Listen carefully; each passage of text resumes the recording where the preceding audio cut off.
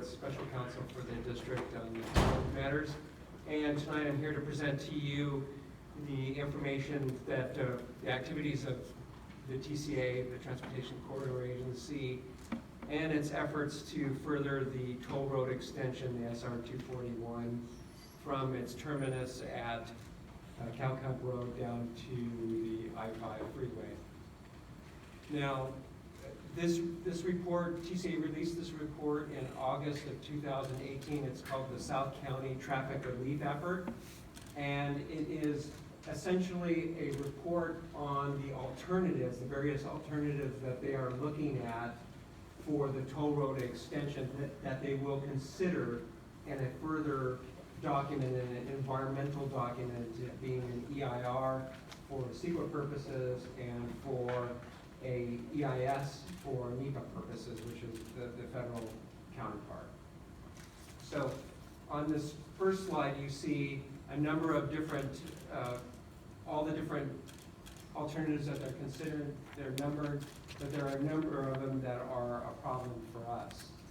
There are 4 alternatives that come close to your schools in this report, and they are identified as alternatives 13, 14, 17, and 21. And we'll go through each of these to show you how how close they are to these schools and the issues that they can cause. So the first one, the problematic one, is alternative 13.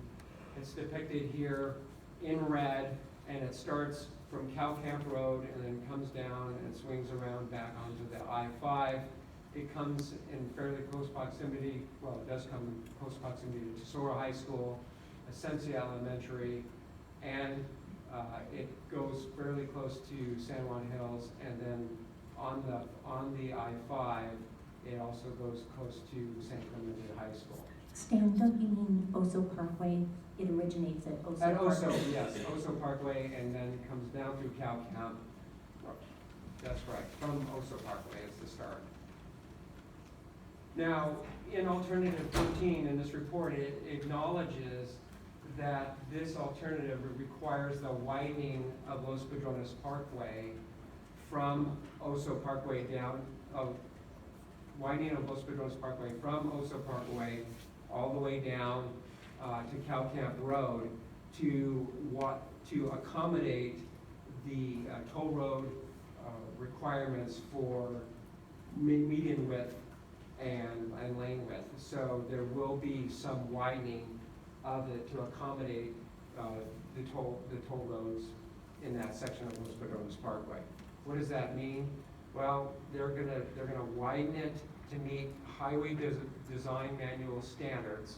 Again, this is to meet the width requirements for medians. And they talk about under restrictive conditions. All that means is that the normal median width can be narrowed when you're in areas that have high slopes or other conditions, sensitive environmental areas that would warrant justification. However, even under these restrictive conditions, the median width is not wide enough. So that's why Los Padrones Parkway would have to be widened in order to make it into a toll road facility. And then also there would be modifications to a future intersection at CalCamp Road and provide a grade separation from the 241. This is the highlighted areas in the report from TSA's report. Now, what's depicted here is a line diagram depicting what the lanes are necessary for the alternative 13. And this is along Los Padrones Parkway, and it also runs from the end on the right, over here on the right. This is where Oso Parkway is, and then the terminus at the I-5 is here. The lane diagram is interesting because it's not dimensioned. And so you don't get a good feel about exactly where the new facilities are located and how they relate to the rest of the area. I mean, generally you have identification of either existing undercrossings or overcrossings that are identified in red, and then new structures as being either overcrossings or undercrossings depicted in blue boxes. But again, there's no real dimension to it, so you don't get a feel for how close it is to the school facilities. But here is this is the Oso Parkway Bridge that's being constructed now. That's why it's depicted in red. It says an overcrossing. And then right next to this, on the opposite side, well, just south of that is where TCA High School is located. Now, what's interesting about this is that you can see what's going to be added is climbing lanes. These are depicted in green, and it's designated as CL. Climbing lane is really a truck climbing lane, and the reason why these are being added is because of the hilly terrain that the toll road has to go through, and Los Patrones has to go through. TCA wants to facilitate goods movement. What that means is lots of trucks, lots of heavy trucks. And in order to not interrupt the flow of the rest of the traffic, they have these lanes, these climbing lanes, to allow trucks to slowly get up and over hills. Well, one of these is going to be located right next to, going to be expanded towards TCA High School even further. So we're going to be putting lots of trucks, TCA is going to put lots of trucks close to the school, trying to climb that grade and generating toxic air contaminants, because the issue that we've raised with TCA in the county before is that they have misconstrued the mix of vehicles that are in their traffic reports about what's going to be on the toll road. And because this area provides a nice area to move goods, there's going to be a lot of truck traffic. And if you look at it, take a step back and look at it a little bit further, you can see why this makes sense.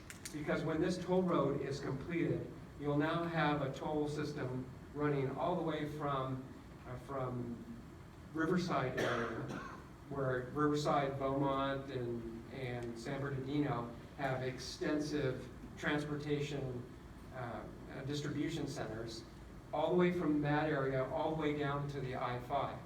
So now you've created the perfect scenario for trucking companies and shipping companies to wanting to move their goods faster, to go down the toll road.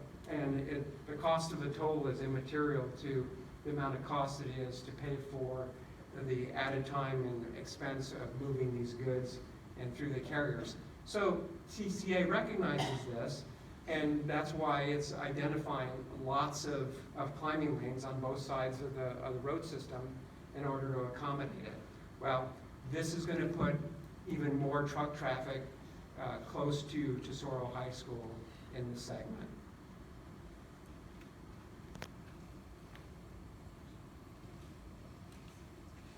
And that's the new climbing lane.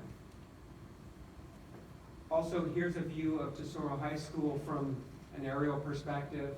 And what I've done is I've taken the line diagram and oriented it the best I could to show you how it lines up. Again, this is not dimensioned, it's not drawn in correct fashion, but at least this gives you an idea of where the climbing lane will be right here, this green lane here, as it comes in closer to Tesoro High School. Now, it's right now we don't know how far this is extended because, again, the line diagram is not dimensioned. And so one of the things that we believe is TCA is trying to hide in plain sight.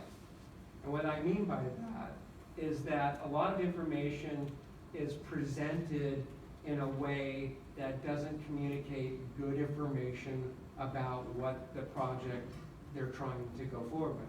For example, in the project study report, there is absolutely no description of what land they're going to need to take or to acquire to accommodate these additions to make this into a toll road system. That's left for yet another day. And another way that it's hidden in plain sight is through these line diagrams that don't give proper dimensions or any dimensions and just give a graphical depiction of what they're trying to do. However, in this context, we see that it will be widened towards Tesoro High School, subjecting the school to even more toxic air contaminants, noise from the toll road operation. So you've got the Oso Parkway Bridge that's being constructed, and then you have the new climbing lane here on the left. Pardon me, so they kind of got away without doing a new EIR when they did the bridge, saying that it was covered under something else. As they start making other changes, will they be able to kind of sneak things through without new EIRs in those instances as well? It's a possibility. They've done it before by convincing the county to approve an addendum to the developer's EIR to get the bridge approved, and of course that's what the subject of So it's our all litigation is now. dependent on what the county continues to allow them to do? In my opinion, it's more of a conspiracy between the three entities. You've got the county, you've got TCA, and you've got Caltrans, all working together to try to advance and get this toll road installed. And we saw how TCA failed miserably at doing this by itself.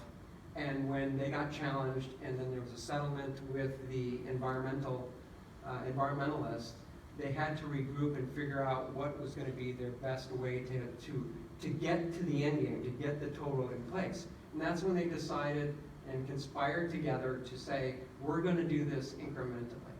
We're going to get Los Padrones Parkway to be oriented on the exact alignment where the 241 toll road is supposed to go. If you recall, back in the ranch plan, there was supposed to be what was now Los Padrones Parkway was supposed to be a separate collector road that was a free road, in addition to the 241 toll road extension that was going to be further east. Well, when TCA was stopped by the lawsuits, they figured, well, let's go talk to the ranch and let's get them to move the free road onto the alignment for the toll road, because in the future we're going to make that a toll road. So nobody understood that when it was happening. It was a sleight of hand, and it was put on the alignment. And so they got that done by an addendum through the ranch plan. And then the next step was, we're going to incrementally do this. The next step is, we need a bridge so that we can have free-flowing traffic from Los Padrones Parkway onto the toll road, because when we make this a toll road, ultimately, we can't have traffic going up on top of Oso Parkway and coming back down if this doesn't work for the toll road.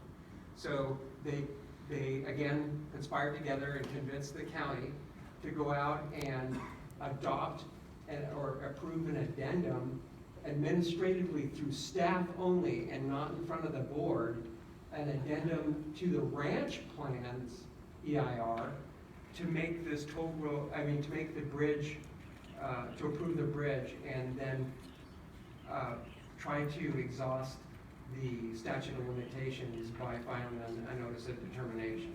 And so they got through that part. We're still litigating about that, but they decided to move forward on the construction. So they're now building the bridge. Part 2. What is part 3? Well, we've got Los Padrones Parkway in our correct alignment. We have it designed and set and pretty much laid out like the toll road should be. We now have the bridge. What's the next step? Well, we can just now say we're going to get this thing approved as a toll road, and what does that take? That just said we're just going to charge money. They could try and turn around without anyone knowing to categorically exempt that to make that happen, although it doesn't appear, at least in the public eye, that they're doing that now, because they are looking at the various alternatives. But it just goes to show you that these three agencies have been working on ways to avoid environmental review, because when they go forward with this EIR, they're going forward with the baseline condition saying, we're going to start our environmental analysis with Los Padrones operating and the Oso Bridge Parkway operating. Instead of starting where the proper baseline would have been when there was no Los Padrones Parkway, when there was no bridge in place. That's what's supposed to be the baseline for environmental review. So alternative 13 also goes down, and you can see that it cuts behind San Juan Hills High School. And unfortunately, we don't have a better detail on this. This was just extracted from the overall base map. But as you can see, it's going to bisect between the community to the north and the school. And from our understanding, there are a lot of students that hike up that hill and use that as a means to meet their parents or go to and from school.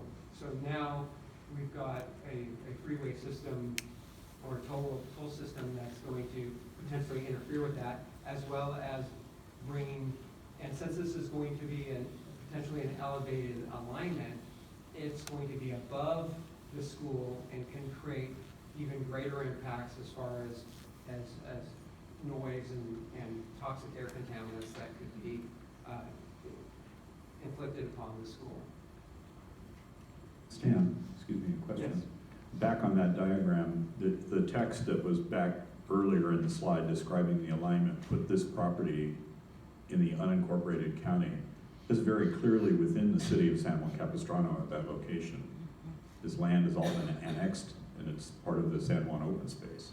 Are you talking about in this Yeah, spot? in this picture, right. The Right. land north of the high school is all within the city limits of San Juan. So their description in the earlier slides puts this in an unincorporated county. That's not in the county, it's in the city. I think, and from the perspective of who's favoring what alignment, there may be a blunder at work there. There are a number of things that are wrong with the report, and that just being one of them. All right, so the next alternative that's problematic is alternative 14. It also runs from Oso Parkway down to the I-5. It tolls the Los Padrones Parkway, and it also has problems or comes close to Tesoro High School, Ascensia Elementary, San Juan Hills High School, and San Clemente High School. And alternative 14, much like 13, is doing the same thing. Since it is going to wants to toll Los Padrones Parkway has to be expanded. New overcrossings, undercrossings have to be put in place.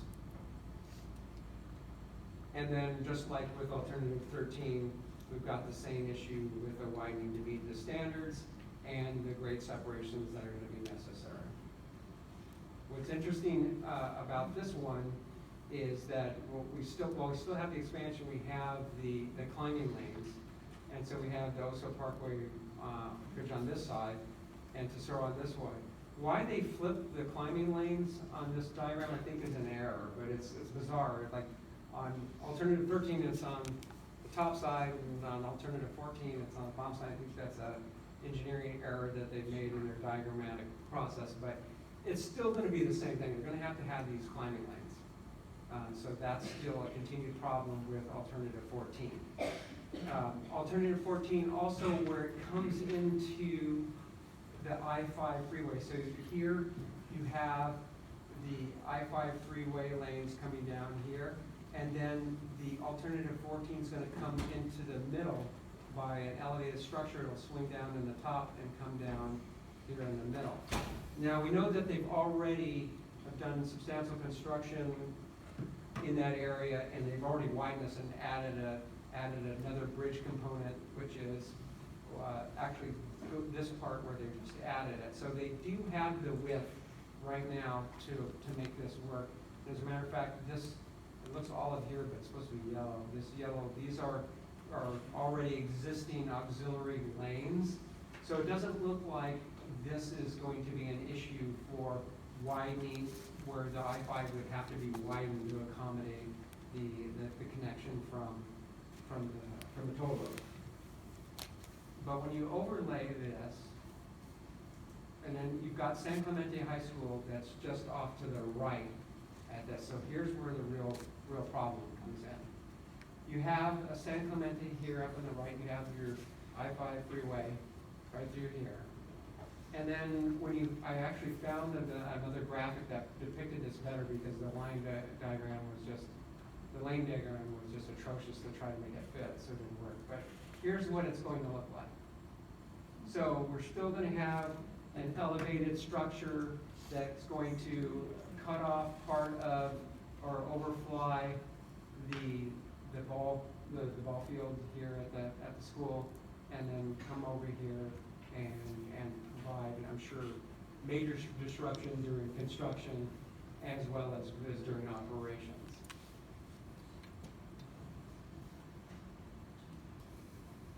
Okay, alternatives 17 is the third problematic alternative. It also comes close to Tesoro High School, Esencia, San Juan Hills, and then San Clemente, not so much. It just goes by, but it's within the I-5. It too seeks to turn Los Padrones Parkway into a toll road in the very same way as 13 and 14, and have added grade separations. And alternative 17 also comes close to San Juan Hills High School through much like alternative 14 did. Now moving to the last alternative, 21, the problematic one. This one's kind of a bizarre alternative, and the reason why is it's actually two different areas. It's two different alignments. So you have the one that runs, looks like approximately where Esencia Elementary is now, so it's north of Cal Camp Road. It's not exactly Cal Camp, but it doesn't go up to Oso Parkway, so it's not showing Los Padrones Parkway as part of it, or that it's tolled.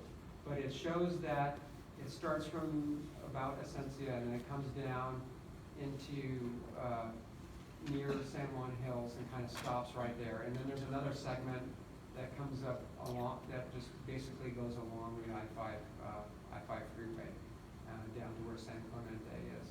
What's bizarre about this is not only that there's just the two different alignments, but it's interesting that they are taking the position that they're not deciding whether to convert Los Padrones Parkway into a toll road in this alignment. And it doesn't make any sense. So they do that with alternatives 13, 14, and 17, but they for whatever reason, only they know, they punt on this alternative. And so what that means to me is that, yes, they are going to toll it, but for some reason they don't want to say so right now. But it will be, if they have their way with it. And then they talk about it going down to Vista, Montana. Well, the problem is, again, hiding in plain sight, Vista, Montana doesn't exist anymore. It's actually called Stallion's Ridge, and that is close to San Juan Hills. So here's the line diagram that's in the report. Again, this looks benign, right? It just shows the lanes and how they interact with La Plata Avenue and from Los Padrones Parkway, and how they're going to have the 4 lanes coming down and going through and connecting to La Plata, and where the undercrossing, the new undercrossings are going to be, and the new facilities. So you take this, and looking on this diagram, San Juan High School is right there at that curve where the Los Padrones Parkway then curves into Plata. Looking at it from an aerial perspective, you've got San Juan Hills on the right, and then you've got, which they refer to as Vista, Montana, which is actually Stallion Ridge. So this is all going to be tolled. This is what they want to do in this alternative. And when you overlay the diagram on it, the lane diagram, you see that they are now going to run the toll road closer to the school than La Plata. So they're gonna have, and they're gonna have to do this in some kind of potentially elevated structure depending on how much they take this hill down. But they're bringing all of this toll road activity right in close to the school. And none of this, by the way, about proximity to schools is discussed, or any other real sensitive receptors are discussed in TCA's report. And is that an interchange at the entrance, the road entering the school at Stallion Ridge and the toll road or La Plata or what? It is. There's going to be it looks like to be a overcrossing that they're going to have there. So yeah, it's going to be grade separated at Stallion Ridge and La Plata, or which is now going to be the toll road. But yes, they're taking La Plata and splitting it in order to shoehorn in the toll road. So can I just interject real quick? When Stan and I were looking at this alignment and comparing it to the map of the school, it looks like, because there's an electrical line easement right there on the left side. So we were wondering if maybe it might be a mistake in the plans that TCA created where it's actually mirrored, and the collector would be on the other side. That's how it's oriented in the documents, though. So all of these alternatives create potential impacts to the schools, and they generally are issues with construction dust, construction noise, and construction lane closures disrupting school operations, and construction traffic congestion the same. And then operationally, you have, as I mentioned before, the toxic air pollutants from vehicles, namely the trucks, the diesel trucks that are going to be moving the goods on this.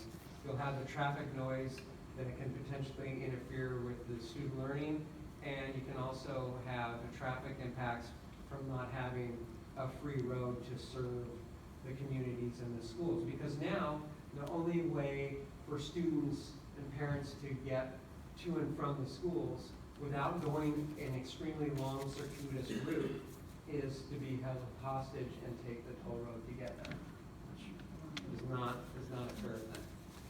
So,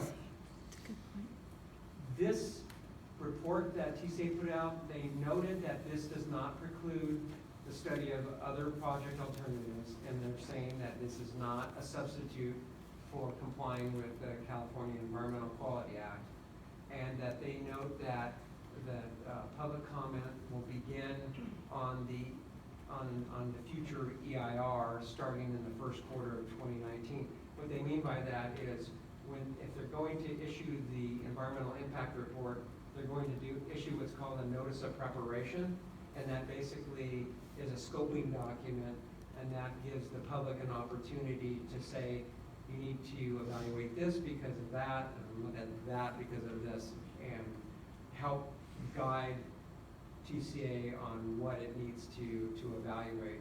And that's important for all the stakeholders to be involved with it in the beginning, because the problem is, once you have momentum going and you have the analysis of a draft EIR, most public agencies are very resistant to change once the draft EIR has already been prepared. So this is an opportunity to try to influence or get things modified before it gets too far down the road.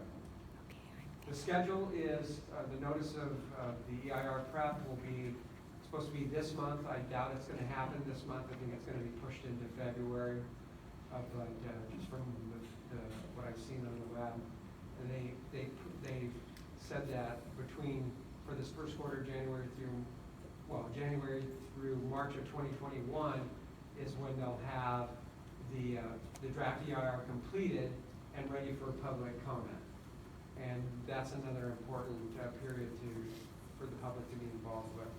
And then in January 22, that's when they want to certify the EIR and approve the alternative that they're going to pick. Now, one point about this is that with the EIR, they must meaning TCA must designate the proposed project. So they're gonna have to pick an alternative that they're going with when they prepare the draft EIR.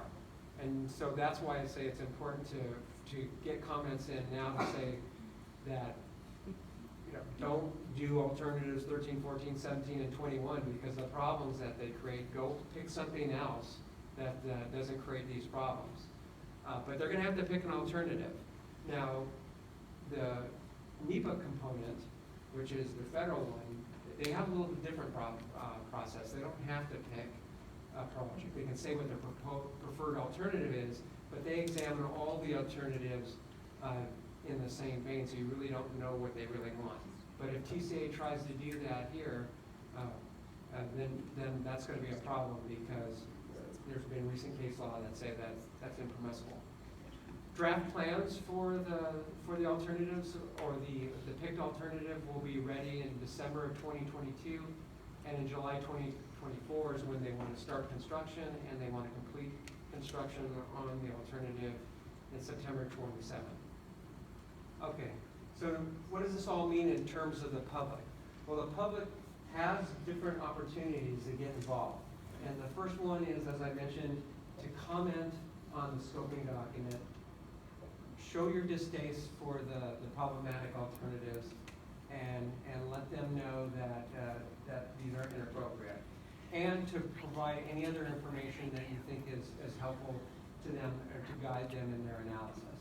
Also, there's going to be a number of public hearings, and I would urge that the public testify in these public hearings to echo their concerns that they have either been raised in the scoping document or even for the first time. The public can submit comments on the draft EIR and EIS, and that is extremely important because that helps lock in your ability to challenge the environmental document if it comes to that. And then lastly, you can try to get, the public can try to get public pressure from the legislators, the board of supervisors, and their city council to reject these interfering alternatives.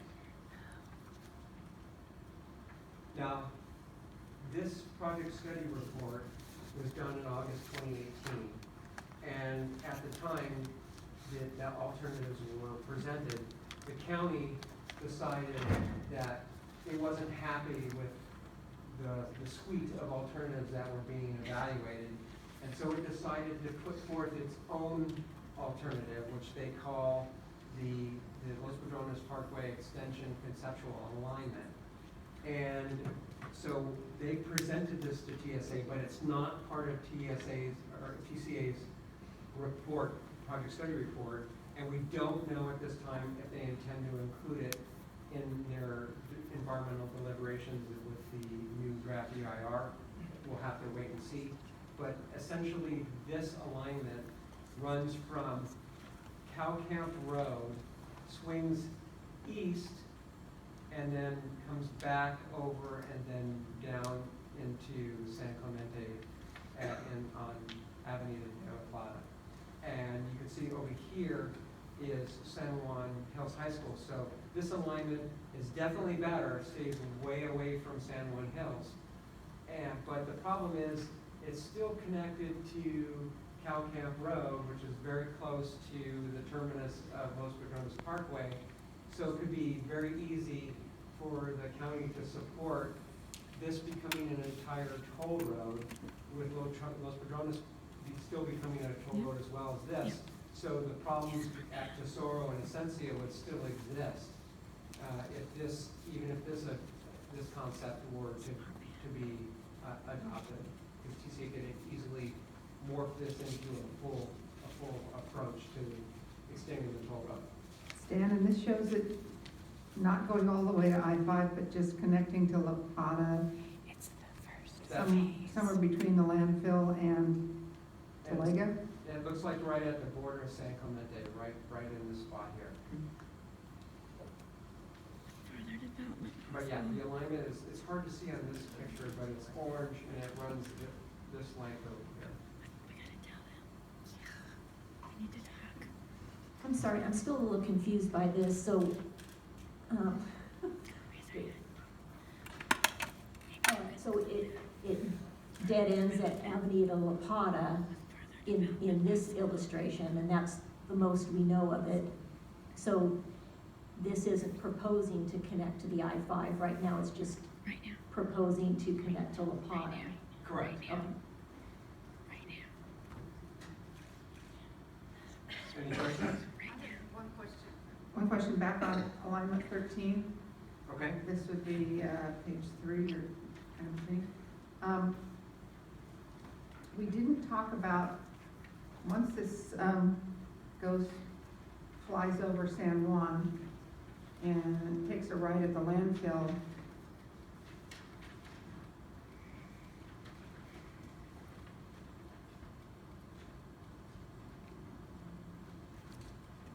You said 13? I'm sorry? 13. Okay. Yeah, okay, and then takes a right at the landfill and joins I-5 down here, I don't know, like maybe a quarter of a mile this way? Yeah. Like right at La Novia, and so where is, San Juan Creek Road. where is Ambule School on here, and where are we sitting? Well, from the lane diagrams, it appears that where this alternative terminates is at the Camino Capistrano undercrossing. Because the line diagram shows that the connection is the total connection is north of that and as an existing undercrossing, and the only existing undercrossing at that is that location.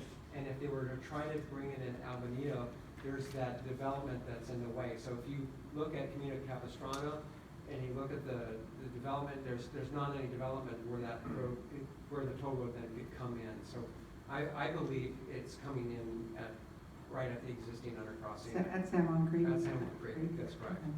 So I guess somewhere along there is probably Ambule Elementary too, so. Well, where you see the word Ortega Highway, Ambule is just a little bit south of the O in Ortega.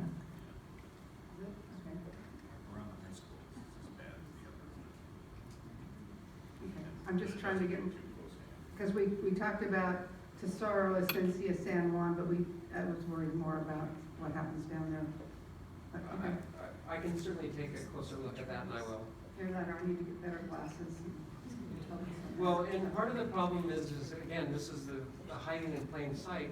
This is not a very detailed map, right? And Right. so that's done with a purpose.